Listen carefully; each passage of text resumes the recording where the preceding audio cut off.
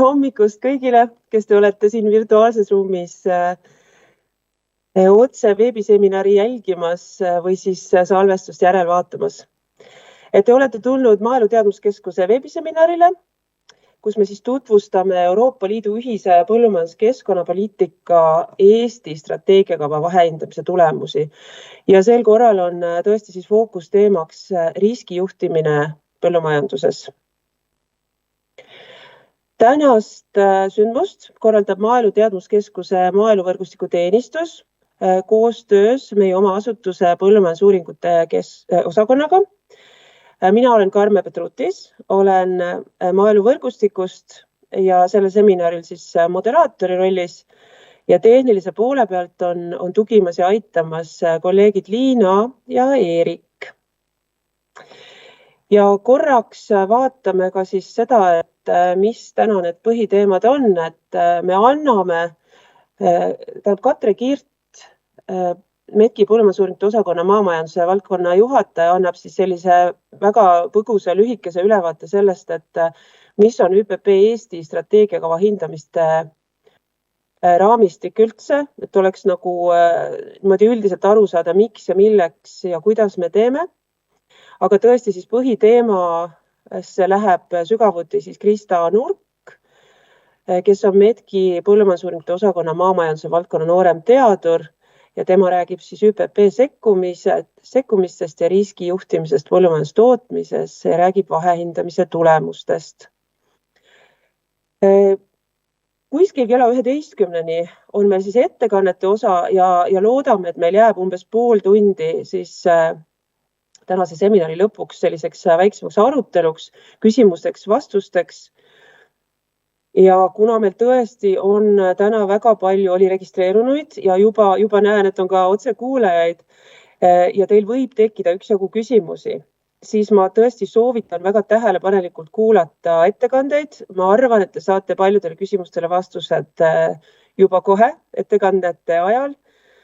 Aga kui on tõesti soovne oma lisaküsimusi küsida, siis palun tehke seda chatis ehk vestlusaknas. Et meil on inimene, kes seda vestlust jälgib ja proovib siis osadele küsimustele juba seal otse vastata. Kui jääb siiski selliseid küsimusi üles, mille me ei jõua vastata seminari ajal või vajavad sellist pikemat vastust, siis nagu meil tavaks on, et siis me teeme sellise eraldi faili veel küsimuste ja vastustega, mis seminari ajal kerkisid ja ka vastuse said või siis hiljem saavad ja me saadame kõigile nendele, kes registreerusid, saadame selle faili siis ka lisainfoks nagu juurde koos selle järelvaatamise salvestuse lingiga.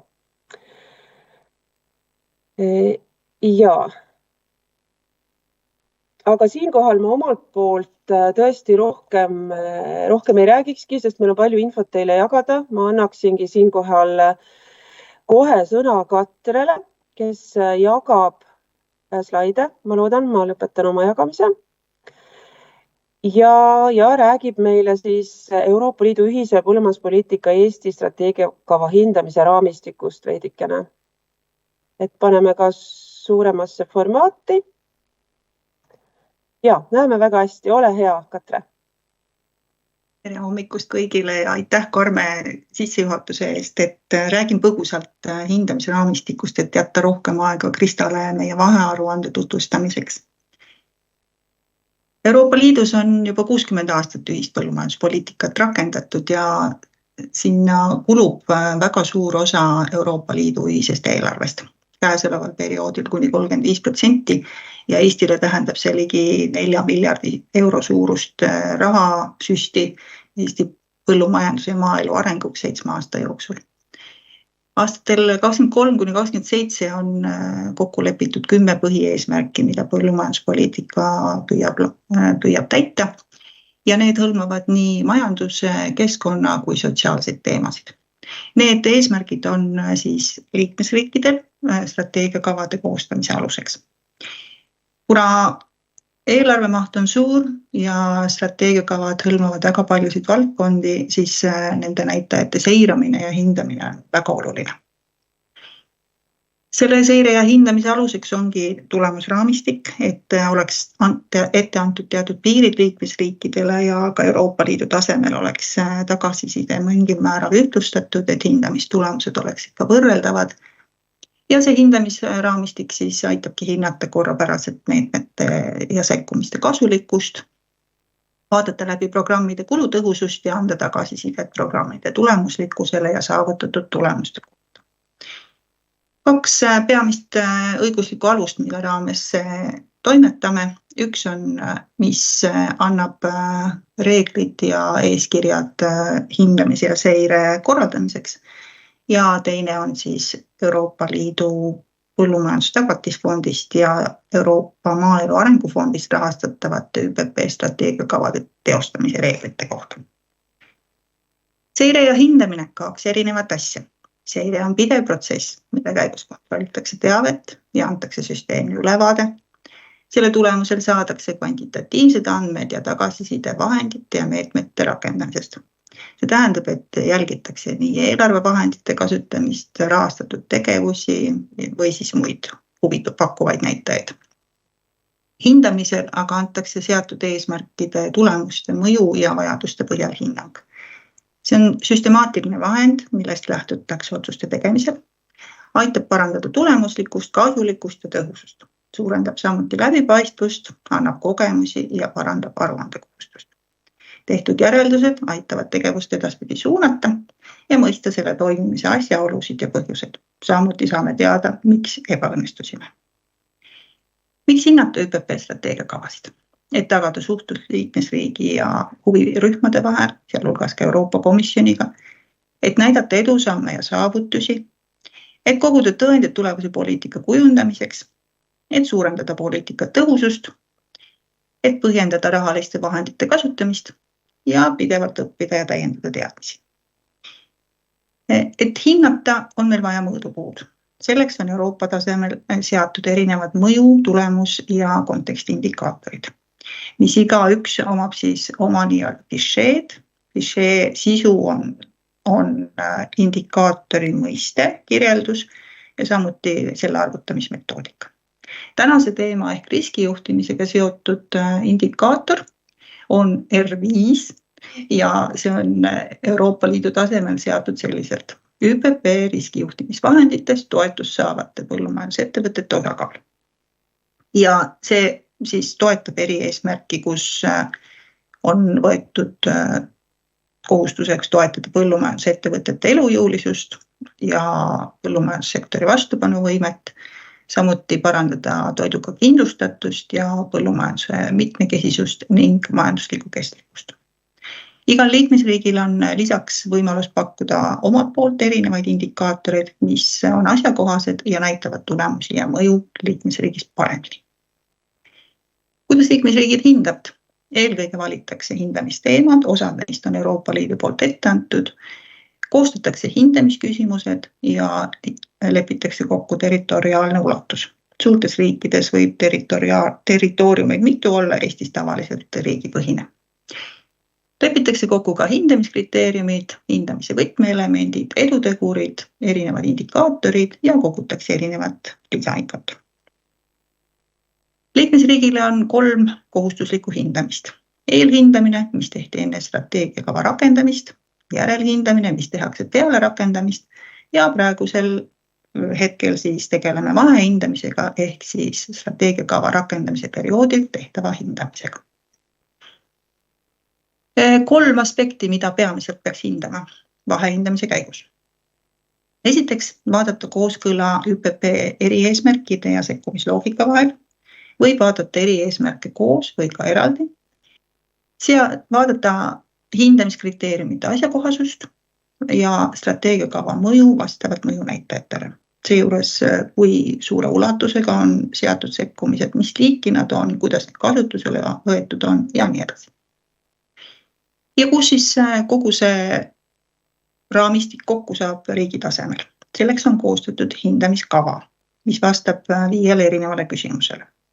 Eelkõige, kes tegeleb juhtimise ja koordineerimisega, millised on eesmärgid ja vajadused, mida on vaja, et hinnata, ehk siis millised andmed, teabevahetuse järelmeetmed on vajalikud, kuidas seda teha, keda kaasata, millised ressursid on olemas, milline hindamissuutlikkus on olemas, mida on vaja teha, et seda parandada ja kuna, ehk siis ajakava. Mida hinnatakse? 5 märksõna jällegi. Tulemuslikkust, teatud sihttasemete eesmärkide poole liikumist ja kasu erinevatele sihtrühmadele, tõhusust, tehtud kulusid võrreldakse saadud kasuga, asjakohasust, kas vajadused ja probleemid ja sekkumised on omavahel seoses, nii praegused vajadused kui ka tuleviku vajadused, et saada sisendit järgneva perioodi poliitika jaoks. Samuti sidusus, erinevate poliitikate ja strateegiliste dokumentide omavaheline kooskõla ehk väline sidusus ja ka sisemine sidusus, mis võtab kokku strateegiakavas endas olevate erinevate komponentide kooskõla. Väga oluline on Euroopa Liidu lisandväärtuse hindamine. Ehk siis hindamise kontekstis on see olukord ilma Euroopa Liidu toetuseta ja Euroopa Liidu toetusega. Lihtsustatult on kogu hindamisprotsess selline, kus siis vajadused ja eesmärgid jõuavad lõpuks nii pikaajalise väljundini kui ka kohese väljundini. Slaidid on pärast järelvaadatavad, et kellel on huvi ja lisaküsimusi, siis saab detailsemalt vaadata. METK tegutseb hindajana ÜPP strateegiakava seire ja hindamise määruse alusel ja lisaks on veel moodustatud Regionaal- ja Põllumajandusministeeriumi esindajatest hindamiste töörühm, juhtrühm, kes siis vaatab tulemusi üle. Iga konkreetse hindamise jaoks on olemas ka ministeeriumis hindamise töörühm, kes koostab hindamiste lõpliku lähteülesande. Ja igal huvirühmal on samuti võimalus esitada ettepanekuid nii hindamiste lähteülesannete koostamisel kui ka esitada ettepanekuid uuringute teemade osas. Ajakava. 25. aastal teeme METKis 3 hindamist. Kõigepealt erieesmärkide 4, 5 ja 6 püsihindamine, mis on seotud keskkonnateemadega ja seda teeb agroökoloogia valdkond. Siis erieesmärk 7 vahehindamine, mis on seotud põlvkondade vahetusega põllumajanduses. Seda koostab maamajanduse valdkond ja valmimas on see aasta lõpuks. Ning tänane teema riskijuhtimise hindamine, mis on horisontaalne teema ja mille aruanne valmis juuni lõpuks. Krista Nurg räägib sellest lähemalt kohe.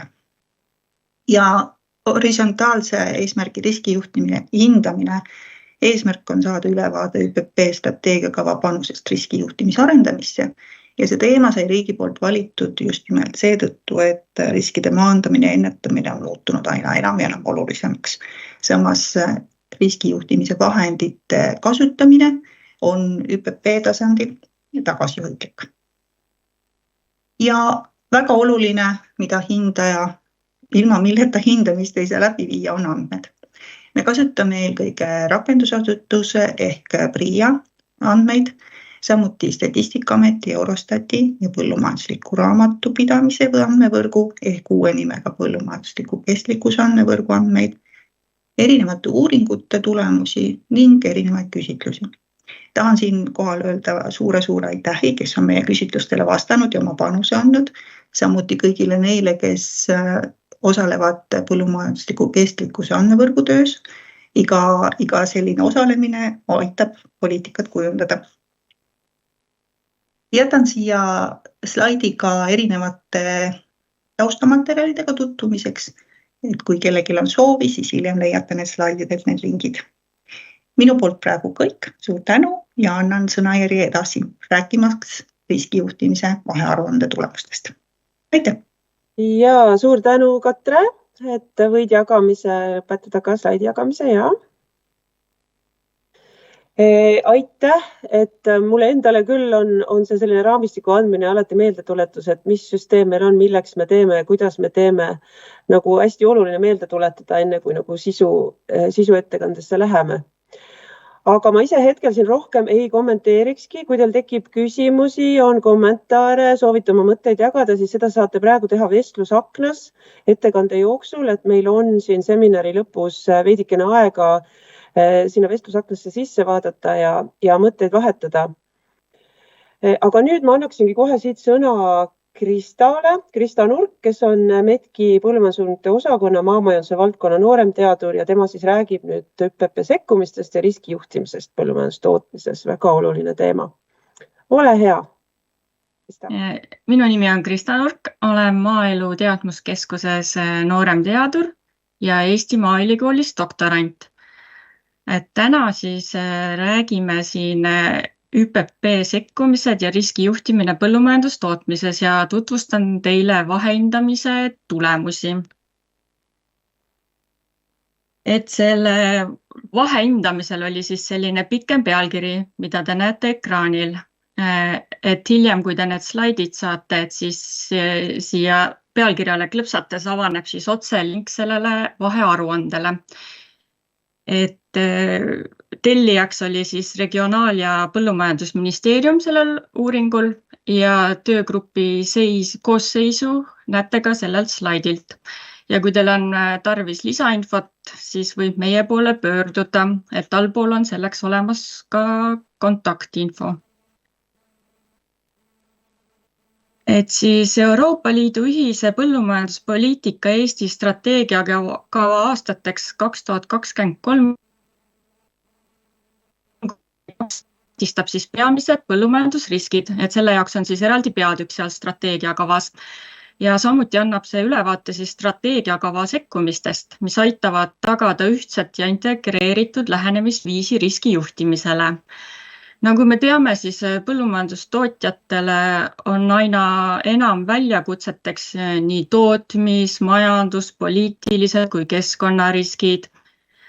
Sellised ootamatud sündmused suurendavad ebakindlust just põllumajandustootjate sissetulekute osas, mõjutavad nende pikaajalisi tootmisplaane, konkurentsi- ja investeerimisvõimet. Käesoleva ÜPP vahehindamise uuringu eesmärk oli saada ülevaade strateegiakava panusest riskijuhtimise arendamisse ja sellest, kas ja kuidas ÜPP sekkumised täiendavad põllumajandustootjate rakendatavaid riskijuhtimismeetmeid ning aitavad luua sellise tervikliku ja tõhusa riskijuhtimissüsteemi põllumajandusettevõtetes. Strateegiakavas on siis programmeeritud see üks otsene riskijuhtimise sekkumine, mis on siis põllumajanduskindlustustoetus ja iga-aastase eelarve mahuga 200 000 eurot. Kuid samal ajal panustavad riskijuhtimisse otseselt ja kaudselt mitu sekkumist, mis on siis planeeritud erinevate erieesmärkide all. Siin on siis need 5 erieesmärgid välja toodud ja näiteks erieesmärk 1 on siis selline, mis toetab põllumajandustootjate elujõulisust tagavat sissetulekut ja vastupanuvõimet kogu liidus, et tagada siis toiduga kindlustatus. Erieesmärk 2 puudutab konkurentsivõimet, turule orienteeritust, tähelepanu just teadusuuringutele, tehnoloogiatele ja ka digiüleminekule. 3. eesmärk on siis seotud tootjate positsiooni parandamisega väärtusahelas. 7. erieesmärk on siis seotud põlvkondade vahetusega ja 9. eesmärk on siis seotud sellega, et tuleks vastata siis ühiskonna ootustele just nii toidu kui tervise ja loomade heaolu valdkonnas. Vahehindamisel siis hinnatakse tulemuslikkust, asjakohasust ja sidusust. Strateegiakava raames rakendatavaid ökokavad on siis otsetoetused, millega osaliselt hüvitatakse just nende rangemate keskkonnanõuete täitmise tõttu saamata jäänud tulu ja lisakulutused. Ja neid saab siis ka samuti käsitleda riskide ennetamise ja leevendamise meetmetena. Ökokavade rakendamisega kaasnevad sellised nõuded nagu külvikorra järgimine, sertifitseeritud seemne kasutamine, taimekaitsevahendite kasutamise vähendamine ja muud keskkonnasõbralikud tavad. et aidata suurendada siis põllumajandusettevõtete vastupidavust erinevatele riskiteguritele, nagu näiteks põud, üleujutused, haigused või kahjurid. Ja seeläbi siis peaksid põllumajandustootjad suutma ise riske juhtida ja ka vähendada siis neid potentsiaalseid kahjusid ettevõtetes. Et kokku oli vahehindamise raames 11 hindamisküsimust. Panin siia slaidile nad 5 plokki, et me saaksime kiiresti ülevaate. Et esimeses plokis siis ongi riskijuhtimisinstrumendid ja kasutused. Eelkõige siis näiteks soovisime teada, kui palju kasutatakse põllumajanduskindlustustoetust, milliseid riske see katab ja milline on toetuste maht. Lisaks oli huvi teada saada, milliseid riskijuhtimismeetmeid põllumajandustootjad ise rakendavad. Samuti, et kuidas siis mõjutavad otsetoetused riskijuhtimist ja kindlustusturu arengut. Kas ökokavade karmimad nõuded võivad tootmisele kaasa tuua ka riske? Samuti tahtsime teada, kuidas siis ühistegevus ja maaparandusinvesteeringud aitavad põllumajandustootjaid tootmis- ja tururiskide juhtimisel. Kolmandana siis keskendusime ennetustegevusele, et milline roll on loomataudi tõrjel, teadmussiirdel ja nõustamisel, et suurendada põllumajandustootjate teadlikkust riskidest ja siis aidata neid õigeaegselt ennetada. Loomulikult on oluline ka tulemuslikkus, kas ÜPP sekkumised on siis suurendanud põllumajandustootjate vastupanuvõimet ja aidanud siis põllumajandustootjate sissetulekuid stabiilsena hoida. Ja lõpuks siis küsimus selle kohta, et kas erinevad sekkumised töötavad omavahel sünergias ja kas strateegiakava on kooskõlas siis suuremate liidu ja liikmesriikide poliitikadokumentidega. Et tänasel seminaril me ei anna kõigile küsimustele vastuseid, sest aeg on piiratud, kuid kes tunneb teema vastu nagu suuremat huvi, siis on võimalik seda aruandest ise lugeda. Ja kui anda siis natukene teoreetilist tausta, siis et siinkohal siis räägiks sellest, et mis see risk üldse on, et tavaliselt siis inimesed seostavad riskiga ohtu. Kuna me tulemust ei tea, siis sellega siis kaasneb kahju või loodetust halvem tulemus. Ladina keeles näiteks tähendab sõna risk selline juur või kivi ja ta on siis kasutusel metafoorina kui raskus või oht, mida vältida merel. Ja alates 16. sajandist on sõna risk siis sinna mõistesse toodud ka sisse kasu. Ja ettevõtluse jaoks siis on olemas eraldi tehniline termin, risiko, mis tähendab, et julgeks võtaks ette ettevõtlus ja lootus majanduslikule edule. Ja Hiinas on siis riski mõiste tähenduses nii võimalus kui oht, et mis siis on rohkem kooskõlas sellise tänapäevase tähendusega. Ja majandusvaldkonnas siis defineeritakse risk järgmiselt, et on osa äritegevusest, mis on seotud ootustega majanduslike tulemuste suhtes. Risk on ka võimalus sellise sündmuse toimumiseks, mis avaldab kahjulikku mõju ettevõtte edukusele. Põllumajanduses siis võib näiteks riski määratleda 3 moodi, et esimene on siis kui halva tulemuse võimalust, teine on tulemuste varieeruvus ja 3. on tulemuste ebakindlust. Et need küll tunduvad kõik sarnased, kuid tegelikult viitavad erinevatele viisidele riski mõõtmiseks. Et esimesed 2 tähendust siis on laialdaselt kasutusel, kuid selguse huvides on mõistlik formaalsetes analüüsides määratleda riski kui tulemuste ebakindlust. Ja põllumajanduses siis viitavad riskitegurid just muutujatele või tingimustele, mis suurendavad ebasoodsate tulemuste tõenäosust tootmises, mõjutades nii põllumeeste sissetulekut, keskkonda kui ka majandust.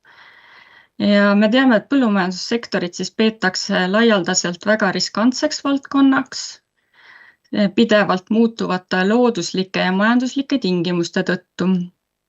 Et tänasel päevalgi on meil äärmuslikud ilmastikunähtused, taimekahjurid, haigused, sisendite hinnatõus ning toodanguga seotud hinnakõikumised, mis siis mõjutavad otseselt nii tootmist kui ka põllumajandusettevõtete majandustulemusi. Ja ka erinevad globaalsed sündmused maailmas, nagu COVID-pandeemia, Vene agressioonisõda Ukrainas, need kõik häirivad tarneahelaid ja seetõttu siis on oluline, ja seetõttu siis tootjad peavad oma neid igapäevaseid otsuseid tegema sellistes ebakindlates tingimustes. Riskid põllumajanduses siis võib jagada 5 suuremaks riskitüübiks, et esimene ja kõige olulisem on siis tootmisrisk.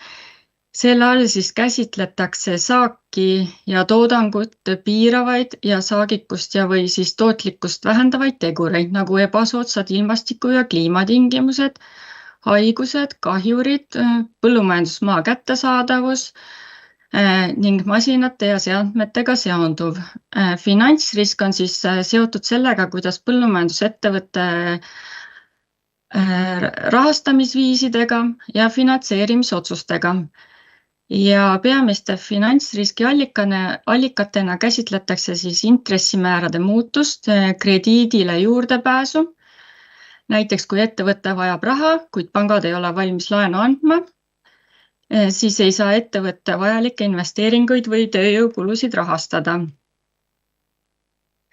Samuti likviidsus kuulub finantsriski allikate alla, et kas ettevõte suudab õigeaegselt oma kohustusi täita ja ka tagatisega seonduv. Tururiski allikatena siis käsitletakse sisendite ja toodanguhindade volatiilsust. Näiteks võivad siis väetiste või sööda hinnad ootamatult tõusta. Samamoodi võib ka müüdava toodangu hind langeda. Turustamisvõimalused, mille puhul siis just see juurdepääs töötlejate või eksportturgudele, nõudlus, et nõudlus ju sõltub siis majanduslikust olukorrast, tarbijatrendid ja isegi meediakajastused. Siis on 4. riskitüüp on siis inimestega seotud risk, et selle all mõeldakse siis põllumajandusettevõtte omaniku ja töötajate tervist, oskusi, teadmisi, motivatsiooni ja poliitiline risk, mille põhjustajateks on siis ettenägematud muutused poliitikas, õigusaktides või siis põllumajandustoetustingimustes. Riskijuhtimise teema juurde kuuluvad ka 2 sellist mõistet nagu riskitaju ja riskihoiak. Et riskitaju all mõeldakse siis sellist subjektiivset hinnangut, et kui suur on siis riskiteguri esinemise tõenäosus ja selle riskiteguriga kaasnev potentsiaalne kahju. Et sellest siis sõltub ettevõtte tootmistegevus, investeerimis- ja juhtimisotsused. Samuti on indiviidi riskitaju mõjutatud sotsiaalmajanduslikest ja demograafilistest teguritest, riskihoiakutest, mis on siis selline üldine suhtumine riskidesse.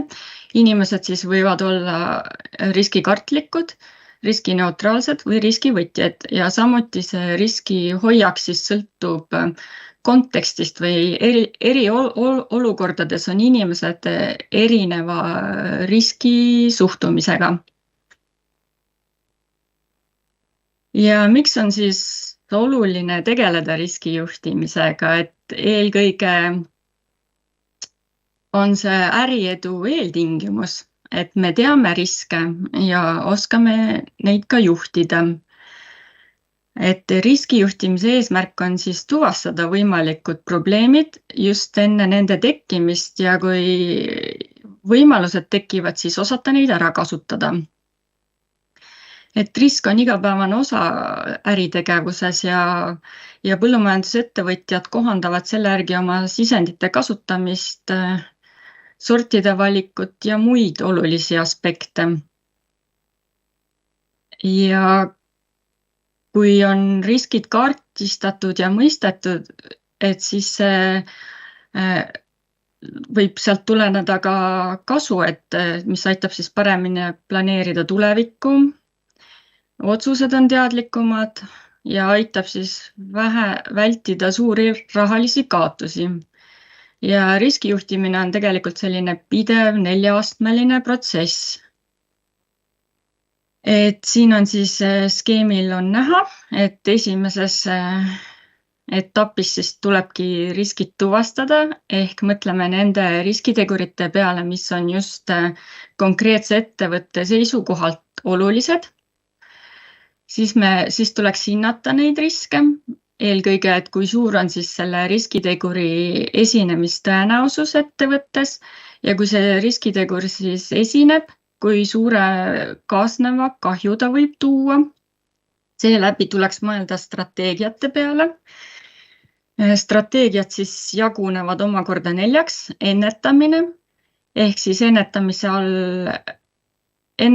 eesmärgiks on siis vältida seda riski tekkimist või siis vähendada selle tõenäosust. Leevendamise puhul on siis eesmärgiks vähendada potentsiaalset kahju, kui risk realiseerub. Toimetulemine on sellisel juhul, kui risk on juba realiseerunud ja kahju on tekkinud. Ja samuti on võimalik osade riskiteguritega siis lihtsalt leppida. Ja 4. etapis, mis hõlmab kontrollimist, siis on oluline, et toimuks infovahetus töötajate vahel, samuti uute plaanide tegemine, olemasolevate plaanide kohandamine, erinevate tegevuste koordineerimine. Ja antud vahehindamises siis käsitlesime ennetamise, leevendamise ja toimetulemise all erinevaid sekkumisi, et ennetamise all käsitlesime siis maaparandusinvesteeringuid, ökokavasid, koostööga seotud sekkumisi, teadmussiiret ja nõuannet. Leevendamise all siis on otsetoetused, maaparandusinvesteeringud, koostöö, samuti teadmised ja nõuanne. Ja toimetulemise all siis on just need erakorralised toetused ja MES-laenud erakorralistes olukordades.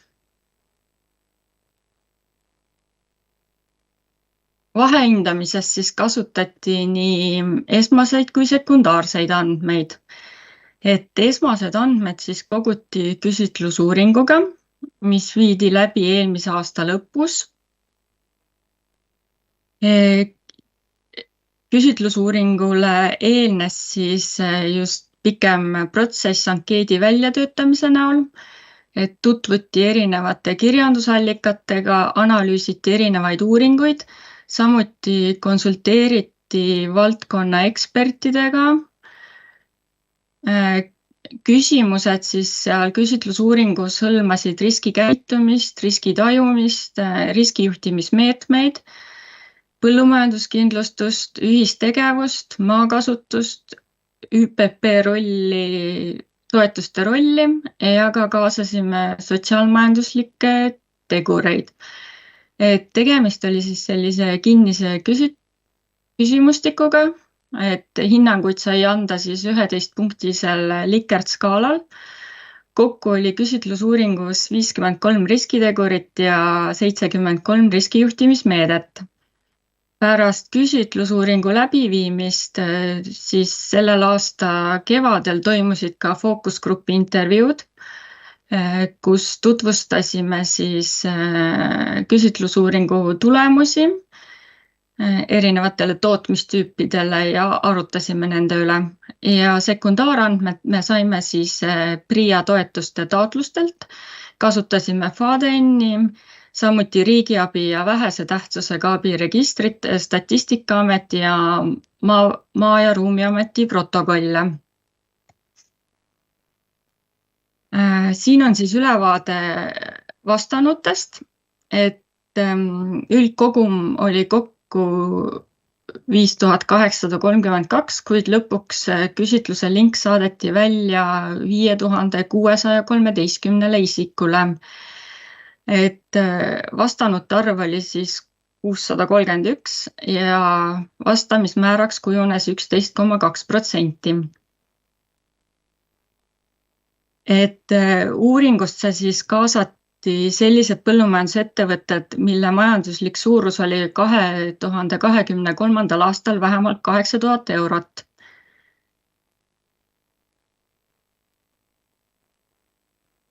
Siin on 2 joonist siis, mis näitavad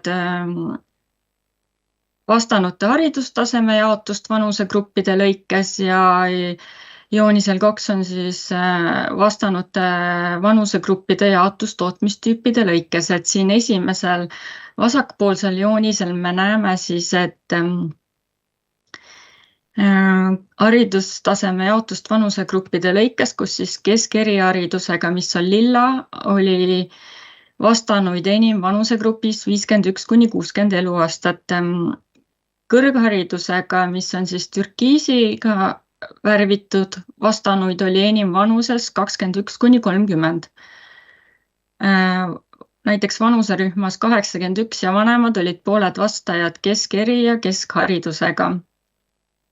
Ja alla 40-aastaste vanusegruppides oli siis valdav haridustase kõrgharidus.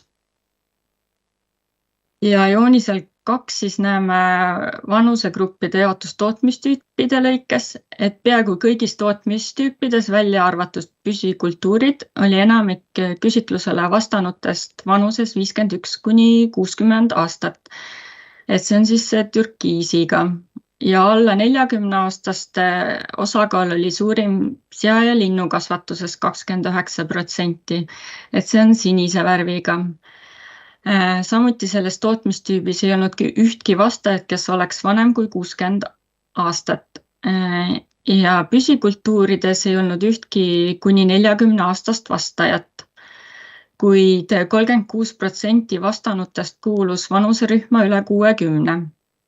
Ja piimatootjate seas oli üle 60 aastaste osakaal kõige suurem, 37%. Ja siin on siis veel 2 joonist, kus näeme soolist osakaalu, nii tootmistüüpide kui vanusegruppide lõikes. Et kokku siis osales uuringus 487 meest ja 141 naist ja 3 isikut ei soovinud oma sugu avaldada.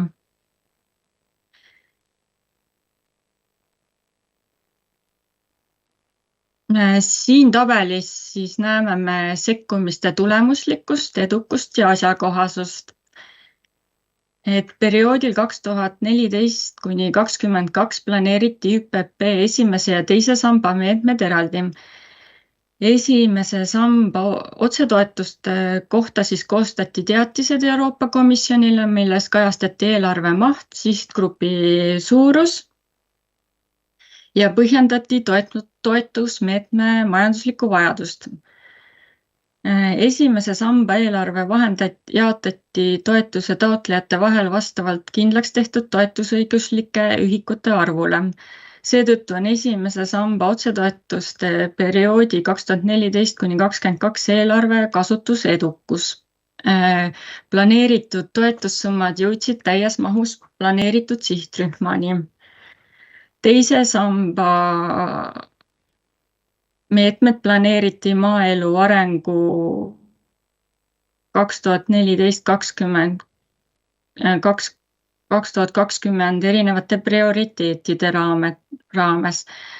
et need on siis see M10 ja M11 ja ka nende toetusmeetmete eelarve kasutus oli edukus. Vastavalt siis 90% ja 94% eelarvelistest vahenditest määrati toetuse taotlejatele.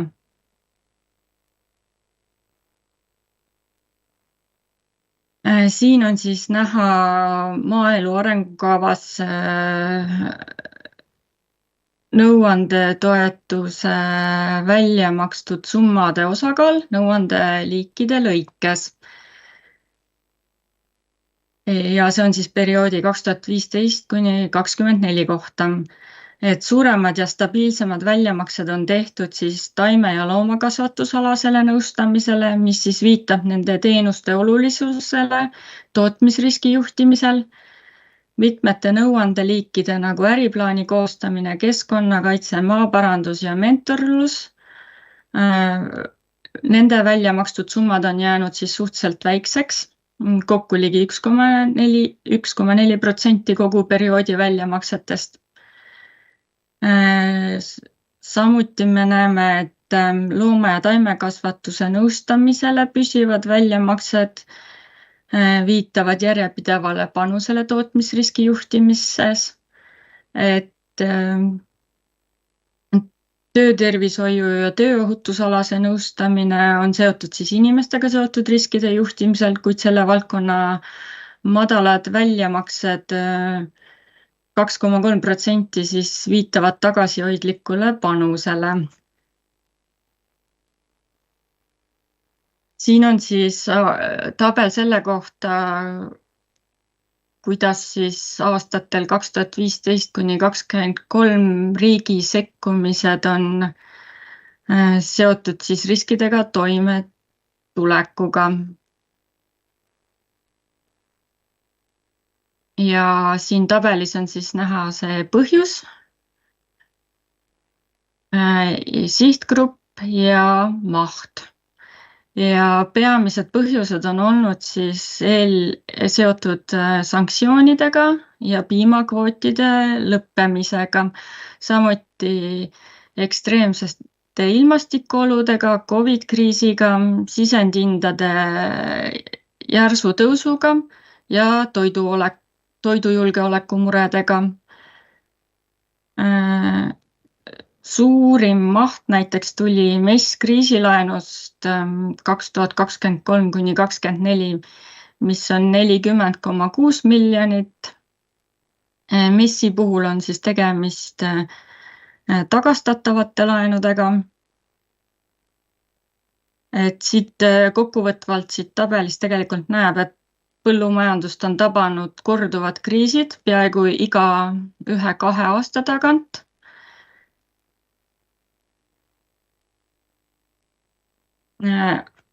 Siin joonisel on siis näha erakorraliste toetuste välja makstud summad tootmistüüpide lõikes perioodil 2014 kuni 2023, et kõige suurema osa, 51% on erakorralistest toetustest saanud piimatootmistüüp. Sellele järgnevad siis sea- ja linnukasvatussektor.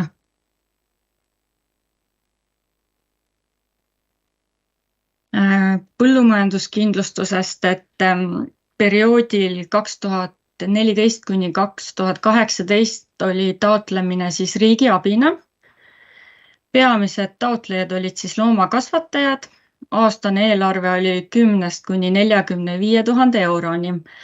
Ja tabelis on siis näha siin aastate kaupa toetuse summa ja palju siis on olnud toetuse saajaid. Ja alates 2019. aastast siis võimaldati põllumajanduskindlustustoetust MAK-vahenditest. Ja siin me näeme siis tabelis, et eelarve kasutus on varieerunud perioodil 2020 kuni 2024 2,5% kuni 43,7%.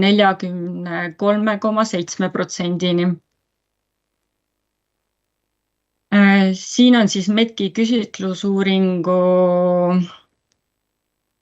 tulemused selle kohta, milline on siis põllumajandustootjate teadlikkus põllumajanduskindlustuse kasutamiseks. Et siis tabelis on kajastatud need vastused, kus olid jah või ei, et ülejäänud vastanuid ei ole kajastatud, kes siis nii-öelda vastasid, kas ei osanud öelda või jätsid küsimuse vahele. Ja tabelist me näeme, et teadlikkust põuakindlustustes on kõrgeim piimatootmise ja püsikultuuride tootmistüüpides. Teadlikkus saagikindlustusest on suurim sea- ja linnukasvatuses ning piimatootmises. Ja teadlikkus kariloomade kindlustusest on kõrgem nii loomakasvatuses kui piimatootmises. Siin on siis tabel selle kohta, milline on valmisolek põllumajanduskindlustuse kasutamiseks.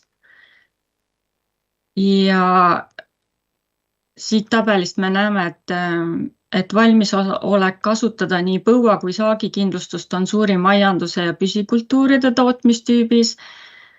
Kõrgem valmisolek kindlustada kariloomi on loomakasvatuses kui ka sea- ja linnukasvatuses. Kuid sellegi poolest me näeme, et siin valmisolek kindlustuslahendusi kasutada on kordades väiksem, kui oli teadlikkus nendest lahendustest.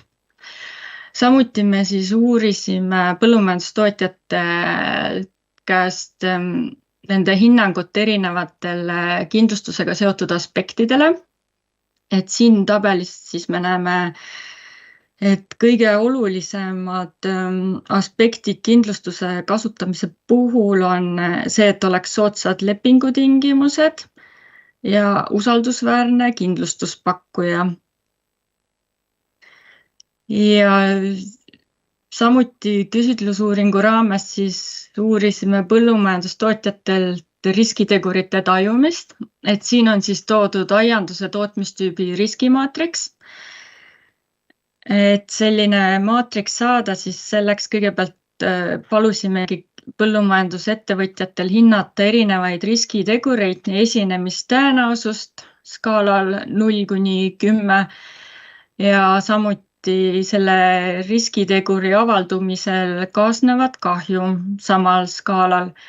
Siis me korrutasime need vastavad hinnangud, et saime iga riskiteguri kohta riskiskoori, mis on siin riskiteguri taga olevates sulgudes märgitud. Ja siis nende põhjal me saimegi lõpuks sellised riskimaatriksid koostada erinevate tootmistüüpide lõikes. Et siin sinisel osal on siis need riskitegurid, mis on kõrge esinemistõenäosuse ja suure kaasneva majandusliku kahjuga. Nagu me näeme, siis aiandustootmistüübis on kõige olulisemad riskitegurid kahjurid, kevadine öökülm, taimehaigused, intensiivne vihmasadu ja muutuv seadusandlus. Ja samuti mainin ära, et siin taga sulgudes need lühendid THO on tootmisrisk, siis PHO on poliitiline risk, IN on inimestega seotud risk ja THU on tururisk.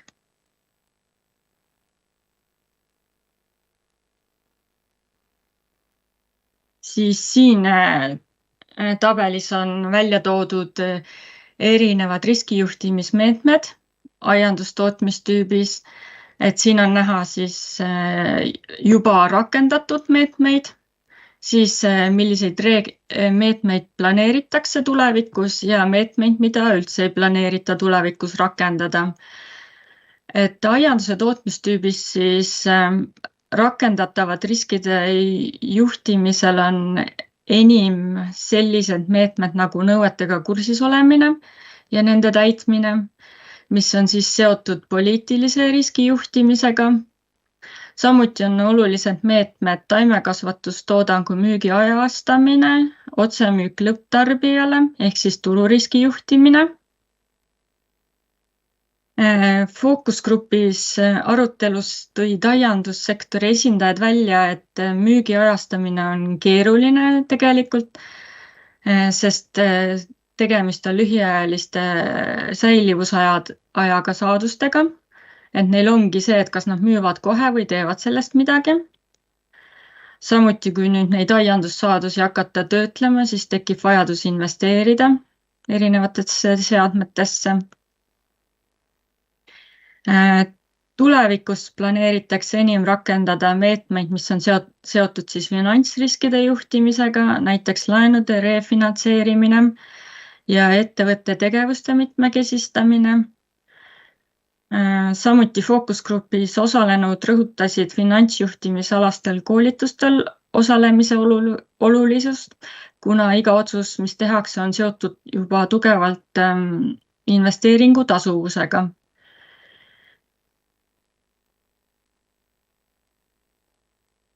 Siin on siis, näitan kiirelt üle ka teiste tootmistüüpide riskimaatriksid, et siin on püsikultuuride kohta tehtud selline riskimaatriks, kus me näeme ka, et siin esimesed 2 olulist riskitegurit on seotud siis tootmisriskiga. Siin on siis püsikultuuride tootmistüübis riskijuhtimismeetmed, mida rakendatakse ja meetmete siis tulevikuperspektiiv. Et ütlen seda ka, et te saate hiljem neid asju slaididelt ise vaadata, et tõesti kõiki tootmistüüpe ei jõua täna siin läbi rääkida. Et siin on taimekasvatuse tootmistüübis samamoodi riskimaatriks olemas, samuti siis riskijuhtimismeetmete osas. Siis on sea- ja linnukasvatuse tootmistüübi riskimaatriks ja riskijuhtimismeetmed. Siis on loomakasvatus. Siis on piimatootmine ja siis on segatootmises. Ja samuti uurisime siis küsitlusega, mil määral on strateegiakava sekkumised panustanud vastajate hinnangul riskijuhtimisse. Ja siin joonisel on siis esitatud põllumajandusettevõtjate keskmine hinnang strateegiakava erinevatele sekkumiste panusest riskijuhtimisse skaalal 0–10. Nagu näeme, siis suurima panuse annab põhisissetuleku toetus, olles siis kõrgema hinnanguga.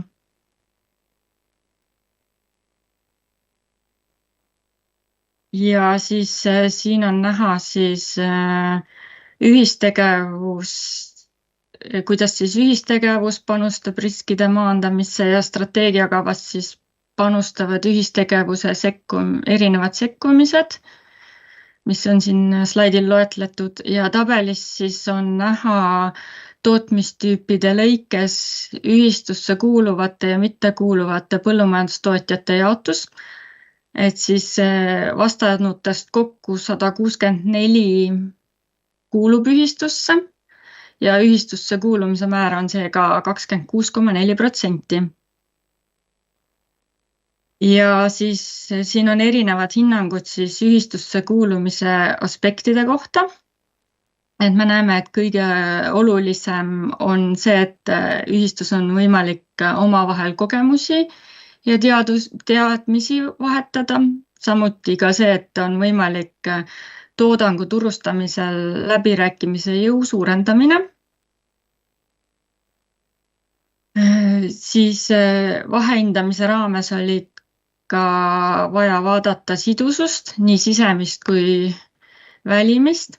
Et sisemine sidusus on siis just see, mis on ÜPP sekkumiste enda sünergia. Et nagu mainitud, siis otsene see riskijuhtimismeede on põllumajanduskindlustustoetus ja muud ÜPP sekkumised siis panustavad ennetusse ja leevendamisse. Ja siis ÜPP-st väljaspool on turukorraldusmeetmed.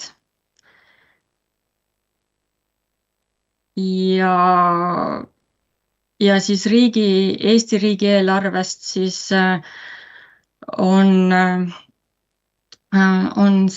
toetatud siis põllumajandustootja asendamise toetus, et see on siis seotud inimestega seotud riskide juhtimisega. Ja nagu näeme, siin on see loogika, et ÜPP on siis nii-öelda ennetus ja leevendus ja ÜPP välised meetmed on siis just see toimetulek kriisis.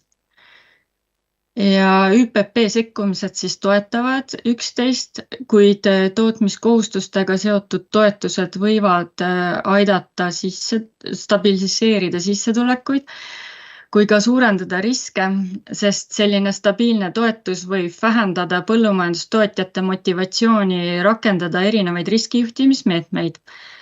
Ja siis välise sidususe hindamisel keskendusime sellele, kuidas põllumajanduse ja toidutootmise riskijuhtimisteemad on siis käsitletud erinevates poliitika- ja strateegiadokumentides, et neid oli kokku 15. Ja just nende analüüsimisel siis otsisime neid tekstilõike, mis olid seotud riskide ja riskijuhtimisega. Ja kokkuvõtvalt võib öelda siis, et erinevates dokumentides oli põllumajanduse ja toidutootmise riskijuhtimistemaatikat kajastatud nii otseselt kui ka kaudselt. Et kes tahab, siis saab seda aruandest täpsemalt vaadata. Ja kokkuvõtteks siis, et põllumajanduses on 5 põhilist riskitüüpi: tootmine, turustamine, finants, poliitiline ja inimestega seotud risk.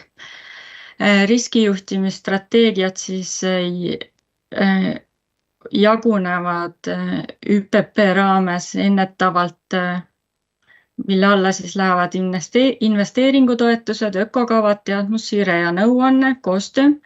Samuti leevendamine, mis on siis seotud otsetoetustega, kindlustamisega, investeeringutoetuste, teadmussiirde ja nõuandega ja koostööga. Ja toimetulemine on siis erakorralised toetused ja messlaenud. Ja ÜPP sekkumiste edukus siis, et otsetoetused on 45% kogu ÜPP eelarves ja neid siis kasutati täies mahus. Et meede 10, mis on siis keskkonnasõbralik majandamine, et kasutati 90% eelarvest, mahe oli 94% eelarvest, nõuandetoetust 84,5% eelarvest, põllumajanduskindlustustoetust olenevalt aastast siis kasutati 2,5 kuni 43,7%. Perioodil 2014 kuni 2024 oli 10 erakorralist toetust, millest siis 51% läks piimatootmisesse, 23% sea- ja linnukasvatusse. Samuti perioodil 2020-2021 oli MES-il 157 laenulepingut ja perioodil 2023-2024 67 lepingut. Erinevates tootmistüüpides siis ilmnesid tootmistüübile iseloomulikud riskitegurid, kuid leidus ka mitmeid ühiseid tegureid, eriti seoses seadusandluse ja põllumajandustoetustega, aga ka kliimamuutuste ja turuhindadega. Riskijuhtimismeetmete rakendamise ja meetmete tulevikuperspektiivi osas varieerusid vastused tootmistüübiti. Kõigi tootmistüüpide puhul oli enim rakendatud riskijuhtimismeetmeks nõuetega kursis olemine ja nende täitmine. Kui me räägime siis riskijuhtimisest ja ÜPP sekkumistest, siis põllumajandusettevõtjate hinnangul suurim mõju riskide juhtimisel on põhisissetuleku toetusel. Samuti loomakasvatajad ja piimatootjad hindasid kõrgelt tootmisega seotud otsetoetusi.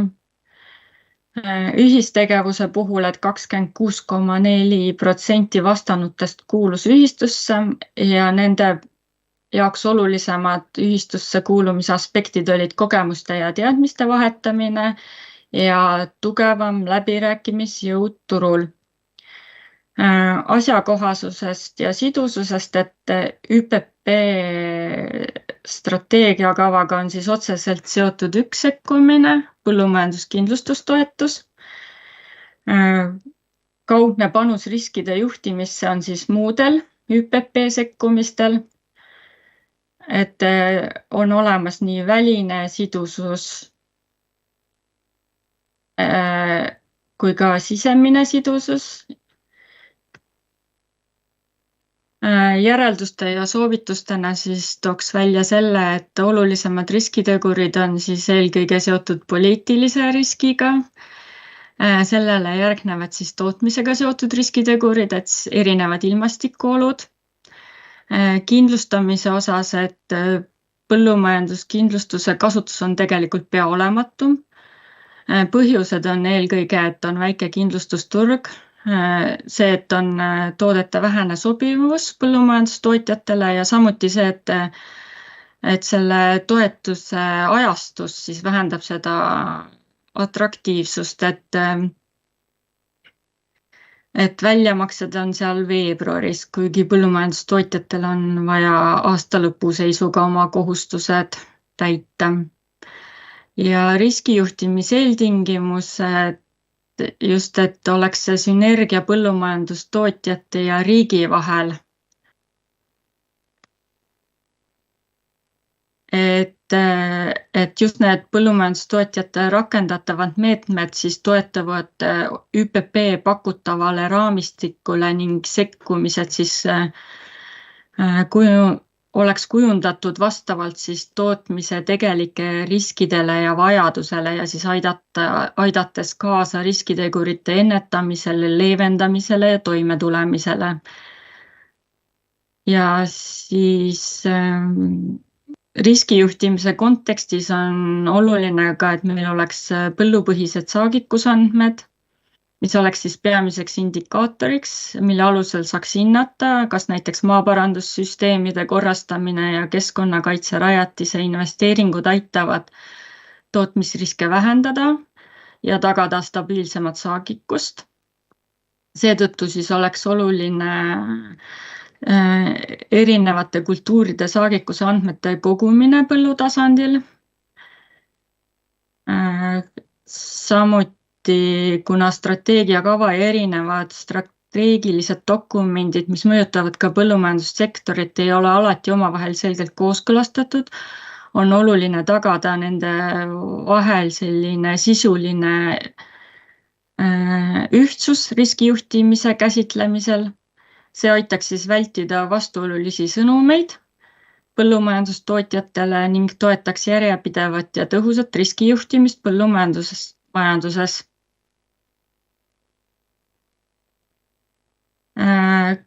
Kuna riskitegurid ja nende mõju siis võivad oluliselt erineda sõltuvalt tootmistüübist, on oluline, et nõuandeteenistus oleks valmis pakkuma ka spetsiifilist, sihipärast ja asjakohast tuge.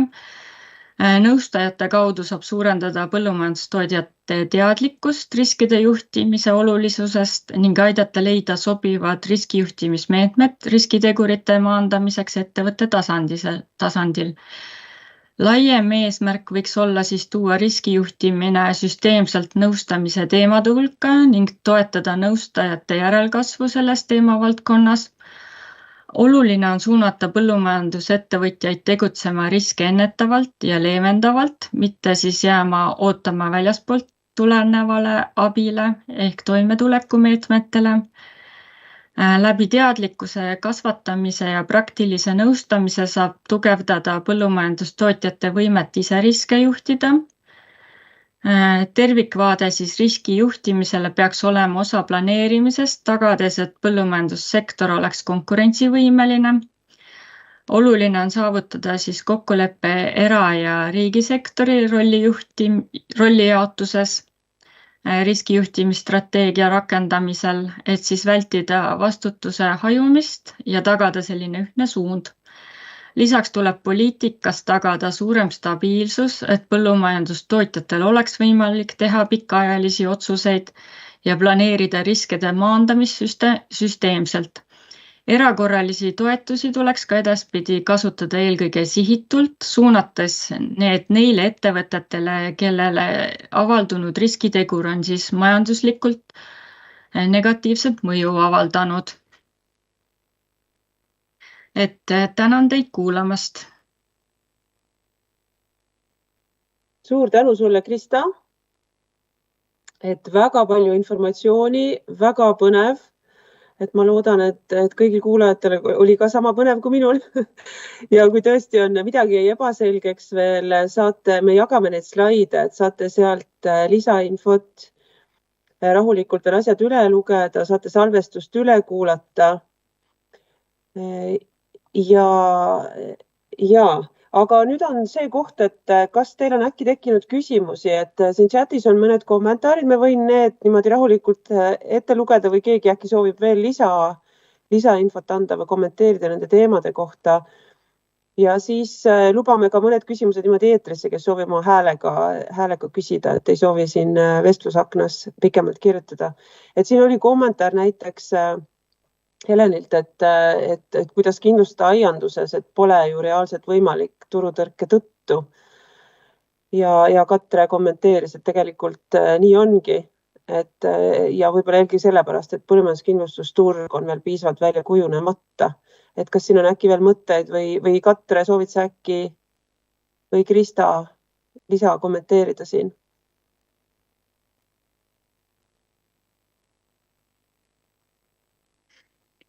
Ma ütlen siis omalt poolt, et Krista saab pärast mind täiendada.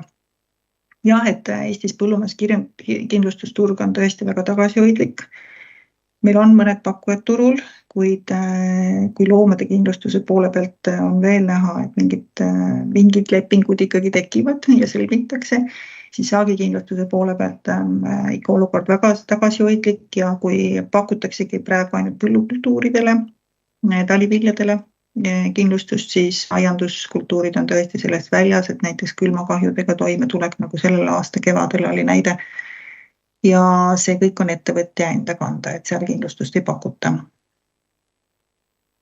Jah, muidugi ise siin mõtlen, et kindlasti on selleks põhjus, et miks neid kindlustustooteid meil selles valdkonnas ei ole, aga ma ei tea, kas meil on siin finantsinimesi finantsasutustest, et võiks julgelt siin oma mõtteid öelda, aga ma ei ole kindel, kas meil on.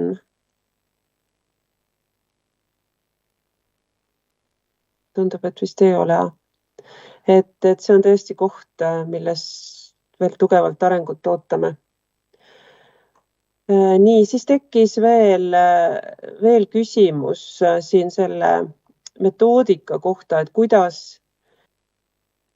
mis on need alusmetoodikad nende riskide hindamisel, et kas need on Euroopa Liidus nagu ühised või ette antud või saame me seda siin kuidagi Eesti poolt ise või liikmesriigid saavad muuta. Ja Katre siis kommenteeris, et liikmesriigid lähtuvad Euroopa Liidu tasemel kokku lepitud raamistikus siiski ja lisavad siis vajadusel omapoolsed huvid. Ja see antud metoodika, mida meie siin Eestis oleme kasutanud, on Eesti spetsiifiline ja siis seotud veel väga põneva Krista teadustööga. Minul on siin nagu küsimus veel, et Krista, kas see teadustöö, mis sinul on ka kuidagi avalik, kas sellega on võimalik tutvuda? Veel mitte, et täpsemalt on tegemist siis minu doktoritööga, et mis on riskijuhtimine Eesti põllumajandusettevõtetes, et see küsitlusuuring oli siis üks osa sellest suurest tööst. Et aga tasapisi ma hakkan neid tulemusi avaldama. Et see minu meelest see kõige põnevam osa, see riskitegurid, millised on siin olulised ja riskijuhtimismeetmed, et nende kohta juba sai täna küllaltki hea ülevaate. Et jah. Ja, aga oskad sa ajaliselt umbes öelda, et millal see nii-öelda täisuuring või töö võiks valmida, et kas kevadeks näiteks või järgmise aasta jooksul või kuidas? No minu nominaalne õppe lõpeb siin 2027 novembris, et selleks ajaks peaks see doktoritöö koos olema. Ja, aga jooksvalt on ju infot juurde tulemas. Aga praegu selles suhtes on plaanis, et kuna seal küsitlusuuringus oli väga palju erinevaid küsimusi, et ma sellist suurt aruannet praegu koostan ja see on nagu plaanis laiali saata neile, kes siis uuringus osalesid, et nad saaksid lähemalt vaadata. Ja kindlasti ma usun, et me siit Medki poolt teeme ka meediakajastusi, et siis saame seda täit uuringu linki ka edaspidi nagu jagada, et kohe, kui meil on tulemusi näidata, et töö käib. Et kuna ma näen, et rohkem hetkel küsimusi ei ole, on mul veel just selle selle metoodika kohta siin mõned küsimused, näiteks, et sa nimetasid, et teil oli 11 sellist põhiküsimust, kui ma õieti aru sain, hindamisküsimust. Et miks need hindamisküsimused just sellised olid, et kas ka näiteks sektoreid, erinevaid tootjaid, riigiameteid kaasati, et neid küsimusi kokku panna, et kuidas need küsimused nagu koostati ja miks just sellised? No mina liitusin siis veidi hiljem meie maamajanduse valdkonnaga, aga eelnevalt siis oli koostatud selline lähteülesanne, et seal lähteülesannes siis koostöös ministeeriumi esindajatega said need hindamisküsimused paika pandud. Et ma ei tea, võib-olla Katre kommenteerib seda protsessi kõige algusest, et kuidas see käib täpselt. Miks just nii, eks ju? Jah, ma natuke võin seda tausta avada rohkem, et nii nagu ma oma ettekandes ka ütlesin, siis ministeeriumi juurde on loodud iga hindamisega seotud töörühm, kes siis seda lähteülesandes olevaid küsimusi kokku paneb. Et kõik algabki peamiselt hindamiskavast, kus on suur plaan, siis lähteülesanne, kus on siis detailsemad hindamisküsimused. Ja kuna meil oli võimalus, väga hea võimalus riskijuhtimise teemal ka Krista teadustööga seda meie vahehindamise uuringut siduda, siis me saime väga-väga palju lisandväärtust lisada ka oma hindamistulemustesse, mis peaks andma poliitikakujundajale päris hea sisendi järgmiste perioodide riskihindamisega tegelemiseks. Et tootmistüüpide lõikes erinevad vaated, kõik see, mida põllumajandustootja juba rakendab, mida ta näeb riskina ja kus võiks olla parendusruumi. Et see tuleb meie aruandest ikkagi üsna informatiivselt välja. Ja ma julgustan kõigil aruannet ka detailsemalt ette võtma ja seda lugema, sest seal on materjali väga palju, et Krista ettekandesse kahjuks täna kõik ei mahtunudki. Ja selle uuringu link on tegelikult ka meil siin vestlusaknas olemas ja kindlasti see infomaterjal, mis ma siin nädala jooksul teile peale tänast sündmust siis saadan, et seal me paneme ka üles veel selle lingi ja on ta Maaelu Teadmuskeskuse kodulehel ka peaks olema üleval. Nii üks küsimus on tulnud küsimustiku kohta, et kui ma õigesti aru sain, siis vastanute protsent oli circa 11%, see oli tõesti 11,2, panin mina kirja, üllatavalt madal. Kui tõsiselt sellisel juhul tulemusi üldse võtta saab, on küsimus Laurilt. Lugedes siin erinevaid teadustöid ja tegelikult see ongi selliste küsitlusuuringute üheks probleemiks, et need protsendid jäävadki sinna madalamaks, et nii paraku on, et kuna meil on need e-postile need saadetakse lingid ja spämmimine ja kõik see, et kõik see nagu mõjutab seda ja eks see ajahetk ka, millal see küsitluse link välja saadetakse ja kui motiveeritud on need vastajad aga kui niimoodi vaadata, siis iseenesest see 631 vastajat ja me ikkagi siin 11 saime tootmistüüpide kohta teada ja kui ma neid fookusgruppe siin tegin, siis ikkagi hea meel oli nagu tõdeda, et need küsitlusuuringus saadud tulemused ka siis on selles suhtes tõesed, et fookusgrupis osalenud siis olid nõus nendega ja aga jah, see ongi see suur väljakutse, et kuidas saada inimesi vastama küsitlusuuringutele, et tegelikult see on üks viis enda arvamust avaldada ja teemas kaasa rääkida. Aga jah.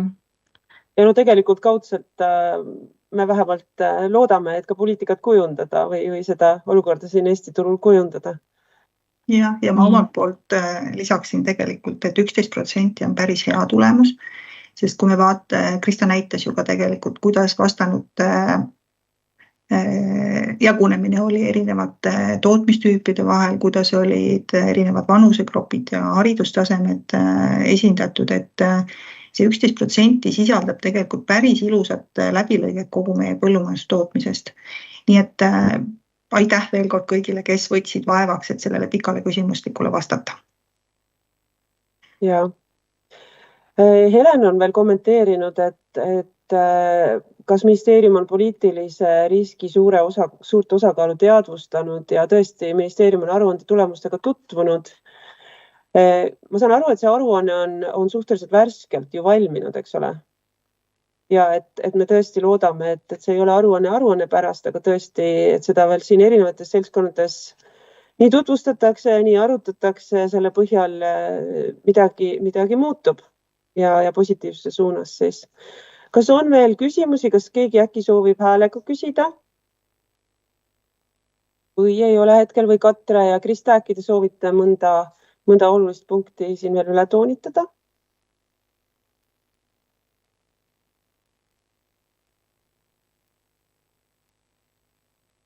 Tundub, mina toonitaksin kahte asja, et selleks, et poliitika kujundamisse teie sõnuga jõuaks, siis me saadame ka edaspidi erinevaid küsitluse linke ja me samuti küsime teilt andmeid, et see on parim võimalus selles poliitika kujundamise protsessis lisaks muudele kaasamisprotsessidele veel osaleda ja julgustan kõiki vastama. Ja aitäh sulle, Katre. Soovid sa Kristaga lisada veel midagi või hetkel? Hetkel vist mitte. Aga ma väga tänan teid, Katre ja Krista, et väga tõesti oluline teema sellel aastal minu see eriti. Need riski on siin realiseerunud õnnetuseks küll ja veel aasta jooksul. Ja ega see tulevikus lähebki äkki hoopis keerulisemaks. Mul on oma sisetunne just selles põllumajanduse valdkonnas. Aga ma tänan ettekannete eest, tänan kõiki kuulajad, et te võtsite aja, et te tulite siia meie veebiseminarile. Et nüüd meil tõesti ühtegi küsimust nagu otseselt üles ei jäänud, aga kui teil tekib veel küsimused, et siis võite julgelt võtta ühendust nii Krista kui Katrega, võite ka mulle kirjutada, et siis ma neile need edastan. Ja väga oluline on meile see tagasiside küsimustik, et Liina lisas selle meie vestlusaknasse, et palun vastake, andke meile tagasisidet just tulevaste sündmuste tarvis, et kuidas teha paremini, mis oli hästi, mis oli halvasti, kuidas teha paremini, ka infokandjate kohta on seal mõned küsimused.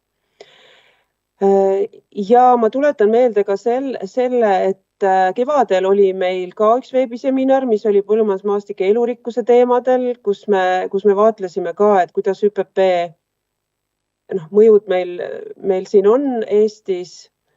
Täna oli siis riskijuhtimine põllumajandustootmises fookuses, aga on meil veel hilissügisel, ilmselt novembri keskpaigas tulemas üks veebiseminar, mis tutvustab mullastiku teemaga seotud uuringuid. Et ma kutsun teid jälgima meie infot nii Metki kodulehel kui maainfos, kui ka neid meile, võrgukirju ja nii edasi, mida me välja saadame. Et on tulemas veel palju põnevat.